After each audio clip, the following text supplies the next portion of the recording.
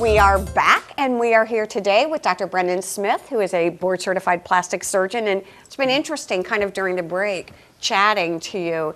And, you know, we oftentimes want to know the credentialing of our physicians, especially ones who are going to be altering our bodies. Just say physical appearances. Our physical appearance. Can you talk a little bit first about your background and certifications, and really what we should look at when we're choosing a physician, especially a plastic surgeon? Sure. The biggest thing with any physician there that they're trained in what they claim that they want to do. The problem these days is that plastic surgery, a lot of the procedures can be done in the office, and that people who claim to be plastic surgeons aren't trained as plastic surgeons. And so really what the important thing to do is make sure they're board certified by the American Board of Plastic Surgery. What is plastic surgery? I wonder where that name ever came from. From the word plastikos, means to mold. Oh, It's That's an cool. old Greek word. It has nothing to do with actually using plastics. Right, Because obviously for years there were no plastics. Right. So basically it's plastikos. Oh, that's kind of interesting. So you really want to know, that someone was trained as a plastic surgeon and then board certified with that. And then obviously the number of years of experience is important as you go through. Those are sort of the big things, is really make sure your plastic surgeon is a plastic surgeon. Do plastic surgeons oftentimes specialize in certain areas? Some maybe breast reconstruction, some hands, some this, some that? Some will do additional training to specialize. More commonly what happens is just as time goes by, you tend to like certain procedures, you tend to do more of those procedures, and your area that you live in tends to move towards certain procedures that you tend to do. So it's more of that. It's really your self-interest, what you really want to do, because obviously there's a lot of learning after you go through training. Oh my gosh, just to be comfortable with that. what are some of the more popular procedures now, Here. or has that changed In over the the Low years? Country. Or Probably changed a little bit over time.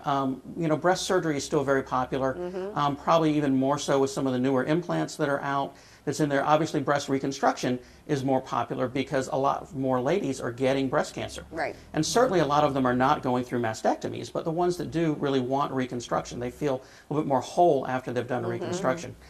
Some of the body contouring type procedures, especially with... we were talking about the... Yeah, with the massive weight loss patients, often what will happen for them is that they don't look good as good as what they would hope after they've lost 150 pounds. I mean, that's great for your health, and it's great for what they do. But, sometimes when they look at themselves afterwards, they're not the... And is that just image. skin that's just stretched? It's really mainly extra skin for the ladies that have lost a lot of extra weight. Obviously, for ladies that are more of, more of a normal size, you're looking at effects of pregnancy.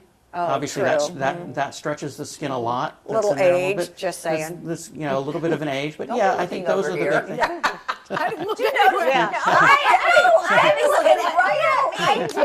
I might have looked at her, but I was thinking myself. Just thinking what will happen in the future, not right now.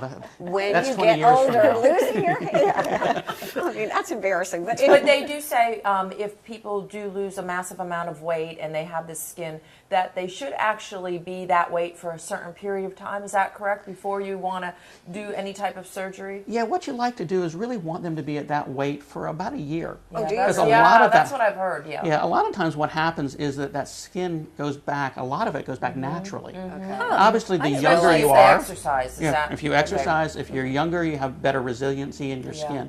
So those patients, what you really want to do is kind of get them to achieve that massive weight loss, and stay there for about a year, and then start doing some Which procedures. is a healthy lifestyle. oh, it makes, yeah. Yeah, and I think that's the other thing too, is you don't want to have somebody gain that 100 pounds back. Yeah, does a plastic surgeon also do non-invasive I was just procedures gonna for ask that, the injectables and We do a lot of injectables. The non-invasive type procedures are really kind of where the forefront of plastic surgery is going to be going. Okay. In the future a little bit, because obviously people don't want the downtime associated with surgery. Correct. The hard thing is that non-invasive type procedures sometimes don't get the amount of results as what invasive procedures do.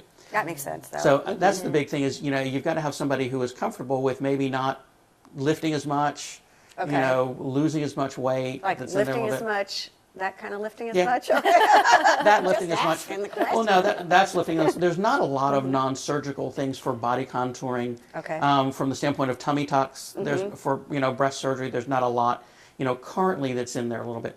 There's some interesting things that's going on that maybe 5-10 years from now, especially with with fat grafting that may, may be able to solve some of those issues for surgery.